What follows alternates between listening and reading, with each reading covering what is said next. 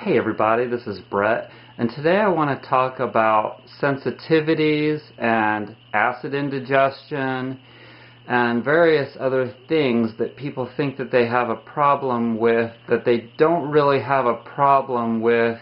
It's because they have a problem with it.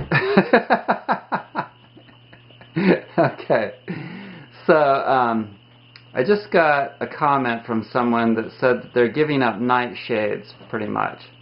And I've already been through that whole ringer.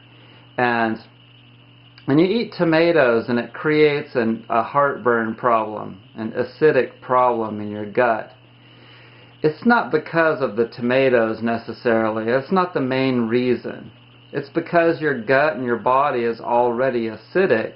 And so now you just added something that's very acidic, somewhat acidic, and it makes you react. It makes you get even more acidic. So you're already to the brink of acidity, and so you add more acid and it gives you some problems. And there are so many examples, not just with foods, that I have encountered. Like, for instance, somebody has a really tight shoulder, and they don't do anything about it, and they go to reach for something, and it's like, ah! Okay, so it wasn't that they'll come to me, they'd come to me, and they'd say, well, Brett, it was that reaching. They blame it on the reaching. I reached for that, and then my shoulder went out on me. That's the common one. It went out on me. My back went out on me. No, it failed because you weren't taking care of it. And you see, if somebody is stressed, right? And their body, because of their mind, is going like this all the time, or they're experiencing all kinds of different things that creates a sympathetic nervous system reaction that creates stress in their body. And then their gut reacts. So your gut reacts the fastest to the mind. The gut and the mind are most directly connected. And so the gut gets acidic.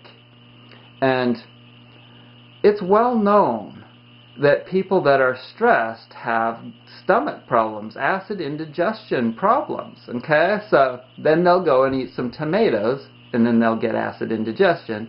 And blame it on the tomatoes. It's the tomatoes that did it. Wrong. So, the nightshades, let's talk about them briefly. The nightshades create movement in your body. And, everyone knows that if they eat peppers, they'll get a sweat on. And they don't think about it as, oh, this is something that opens me up like a clam and helps me to get rid of toxins, but that's exactly what it does. And tomatoes also create movement. And in the beginning, when I read the book of macrobiotics, Japanese people said that those are poisonous. Don't consume the nightshade vegetables. Well, it's a culture that wasn't introduced to them until a few hundred years ago, and so they're going to be like the Europeans were when they were introduced to them 400 or 500 years ago. They're like, oh, that's poisonous, because the people would eat them, and it'd make them throw up. They'd get sick. Is that a bad thing?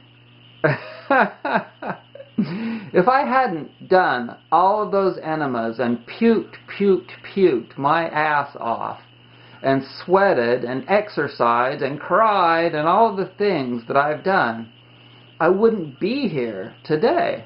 I would have died. I would have killed myself from toxic blood, etc. And so they're very, very important foods. And people can be sensitive to a lot of different things, like fat, for instance.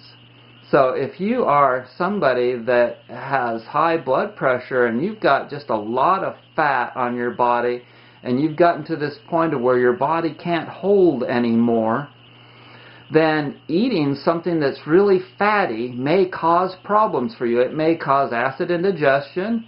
It may cause chest pain or something because you're putting too much pressure on your heart now.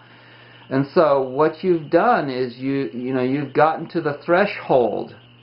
Now think about when anyone that knows how to drive a stick shift, right? If you don't know how to drive a stick shift, you may not understand this, but you're in third gear, and you've got the RPMs to a certain point where the car is, they're high, and it's time to shift. It's time to shift gears. But a lot of people out there with their health, in so many different regards, just aren't ready to, or they just don't shift gears. And so they're running on this too high RPMs, right? And so then somebody else says to them, well, push on the pedal more. That puts more strain on them. So when you are strained in some particular regard with diet, too much salt, or too much fat, or too much protein, or too much whatever, acid, then you're going to be very sensitive in that regard. And if a food has that particular characteristic, and then you go and consume it, then you'll just blame it on that food, that damn food. And, for me, okay, all right. I grew up and my parents had a toxic relationship, right? So I am sensitive to that. I am very, very, aware of the possibility of that fighting could enter my life, and, I can handle none of that. If I get in an argument with a woman, if I'm going with somebody, I'll just say, okay, you gotta go or I'm out of here, one of the two. I'll end that shit real freaking fast, and it's because I'm sensitive to that, okay? And so we can be sensitive to so many different things, and but you have to be aware of the truth of the problem. Instead of just blaming it on something, whatever it may be, you understand that it's probably within you that's the base problem. And that you, in order to be okay with, if you want to be okay with something, like the nightshade vegetables, that are very important, a very important item, and just like, probably a relationship is probably a very important gig for me, at least to a degree. Anyway, whether I'd actually have a full-fledged one, a full-blown one where I'm living with somebody is a different story. But, one thing at a time, and we all have to work on our own little troubles on our own and back our way out of these things. But you have to realize that if a red flag comes up in a certain regard, and then you have to analyze that particular regard. Well, what is it about that food? Or what is it about that motion that I did? Or what is it about that, I just had a big problem with my boss or something. Well, why? Why did I? And was it really my fault or not? And if it was your fault, then you have to make changes. Okay, so going to that allergist a long time ago blew my mind, but it opened me up to wanting to learn, why was I allergic to all these different things? Is it because of those foods, or is it because of me, or what? Okay? So I hope you learned something from this video. It's stuff that's it's taken the whole 25 years of my holistic journey to learn. Thanks so much. Bye-bye.